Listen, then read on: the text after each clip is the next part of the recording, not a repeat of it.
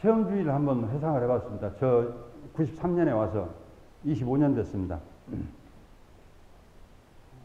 93년에 제가 그 박사과정을 마쳤는데 그 이전부터 체험주의에 대한 공부는 시작이 됐죠. 어리면 한 30년 된 것 같아요. 끊임없이 저 와서 지금 체험주의적인 논의를 하고 있고 앞으로 이제 2, 3, 4강에 소개될 내용이 그 사이에 체험주의가 어떻게 진화하고 그 사이에 새로운 무엇을 발견했는지 그 소개를 해드릴 생각인데 근데 상황이 별로 나아진 것 같지가 않다고 말입니다. 25년이 지났는데 제 처음에 왔을 때는 93년에 왔으니까 아하 한 2003년 정도 되면 내가 상당히 유명해져 있겠지. 굉장히 멋진 것을 해서 그런데 지금 25년 됐어요. 그래서 왜 이렇게 쉽게 이렇게 교호가 안 되고 새로운 시각이 잘 그게 그 전달이 안 되는 것일까 여러 가지로 생각해 봤었는데 다행히 유안이 될 만한 구절을 하나 찾았습니다. 100년 전에 윌리엄 제임스가 프래그마티즘이라는 새로운 철학을 제시하면서 이런 얘기를 했더만요. 새로운 이론은 처음에는 불합리하다고 공격받다가 다음에는 참이기는 하지만 뻔하고 무의미하다고 인정되다가 마지막에는 그것을 반대했던 사람들이 자신들이 그것을 발견했다고 주장할 만큼 중요시 된다. 이것이 애언인지 뭔지는 모르겠습니다만은 아마 세 번째는 모르겠습니다. 그런데 지금 체험주의가 두 번째 단계 부분에 있지 않는가. 이 사실은 사실이지만 이게 철학에 왜 그렇게 중요합니까? 왜 또 철학이 그것을 그렇게까지 주목해야 합니까? 라는 시각이 아직까지 있지 않은가 저는 그런 생각이 들고 저는 이 부분까지 기대지 않습니다. 그 사람들이 뭐 발견했다고 뭐 발견했을 리도 없고 이런 주장까지 기대하지 않는데 적어도 체험주의가 그 수많은 2500년 철학사에서 그 많은 이론들 중에 원어브 댐으로써 왜 논의해야 할 이유가 있는지를 그거는 제가 설명해야겠다고 생각합니다. 이 이론이 무슨 시대를 옛날 전두환식으로 지적 세계를 싹쓸이를 하고 지적 세계를 경악에 빠뜨리고 그런 희망도 없고 어떤 이론이 그래서도 안 된다고 생각합니다. 다만 이 많은 중요한 이론들 중에 왜 체험주의도 여전히 철학적으로 논의해야 할 이유가 있는지를 그거는 제가 지금 그 작업을 해가고 있습니다. 왜 이것이 진지하게 지금 이 시점에서 고민해야 할 문제가 되었는지를 제 설명은 것이 제 역할이라고 생각을 하고 있습니다.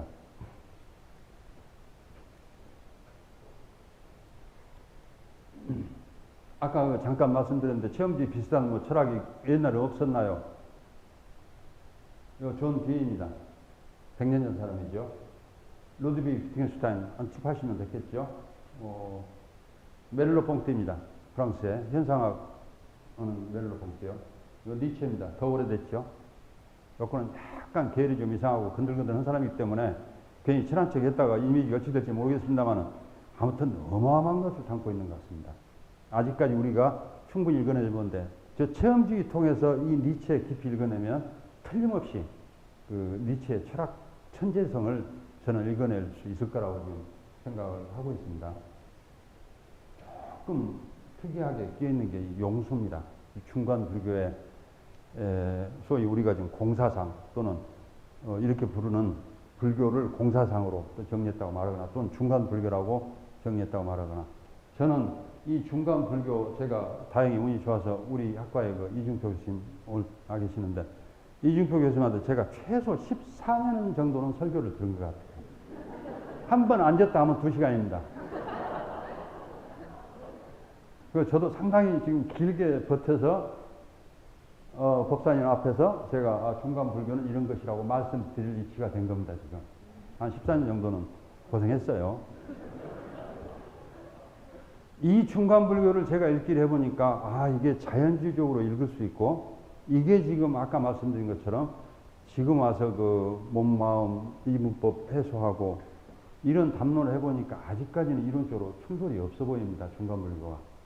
쭉 그 사이에 우리 제자들도 검토를 해보고 저도 배운 걸 토대로 이렇게 해보니까 자연주의로 해석을 해도 큰 무리가 없고 여러 면에서 체험주의하고 상당 부분 양립 가능하다는 걸 알 수 있었고 최근에는 그 오원 플래내건이라는 철학자가 자연화된 불교 그래서 우리말로는 지금 보살의 뇌 이렇게 번역이 되어 있을 겁니다.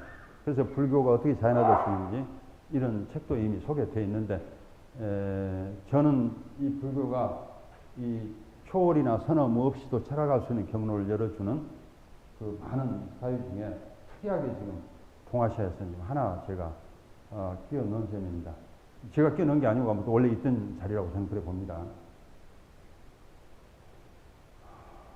이 부분은 설명을 생략하겠습니다. 한 가지 말씀드리면 그 학제적이랑 아까 말씀드린 것 여러 학문이 이렇게 교호적으로 공동 연구를 하는 것인데 학제 중에 하나가 지금 최근에 유명한 통섭이라는 개념을 들고 나서신 윌슨 선생님이 이제 대단한 중요한 제안을 하셨는데 통섭이라는 말로 그것도 이제 학제 한 형태죠. 생물학하고 다른 학문과의 통로를 열어가니까요.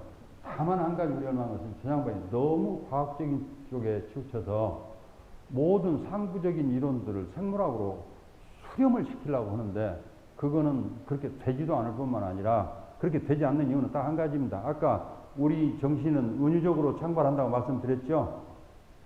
비법칙적으로 확장되고 창발되는데 어떻게 생물학적으로 환원이 되겠습니까? 그건 희망사항이죠.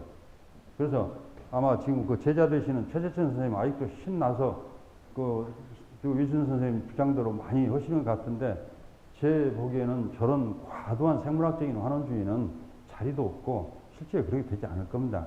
우리 지금 그 체험주의 설명에 따르면 비법칙적이고 창발적으로 생겨나는 것이 그런데 오히려 뒤통수에도 되고 창발은 비겁한 개념이고 화끈하게 밑으로 끌어내려야지 이런 주장 자꾸 하시는 것 같단 말이에요. 근데 거기는 아닌 것 같단 말이에요. 나중에 기회 되면 제가 최진천 선생님하고 그 한번 담론할 기회가 있을지는 모르겠습니다만 요 창발적 자연주의 그러니까 창발적이란 말은 아까 말씀드린 비법칙적으로 여러 요소들이 개입되면서 은유적으로 환유적으로 이렇게 우리 마음이 확장된다라는 그런 요지를 일단 이 부분에 정리를 해드려야겠습니다. 창발 아까 도토리 말씀드렸죠. 이게 커서 전 나무가 되면 우리 경험이 너무 달라지는 겁니다. 근데 저것이 따로가 아니고 사실은 여기서부터 여기에 이르는 동안 600년 된 겁니다. 실제 600년 된 나무예요. 그 사이에 단 한 번도 단절이 없었습니다. 브리치가 없었단 말입니다. 단절이 됐단 말은 유기체가 단절을 겪었다는 말은 소멸입니다. 끝이란 말이에요. 그래서 이 과정, 이 지금 창발의 과정에 단절이 없는 겁니다. 그러니까 우리가 몸의 활동이 몸, 두뇌, 마음, 상호작용을 통해서 이렇게 창발해가는 과정에 중간에 끊기는 과정 없이 연속적인데 끝에서 보면 너무나 다른 것이 나타나 있는 겁니다. 어디서 이런 것이 나왔을까 싶을 정도의 다른 것이 나타나 있죠.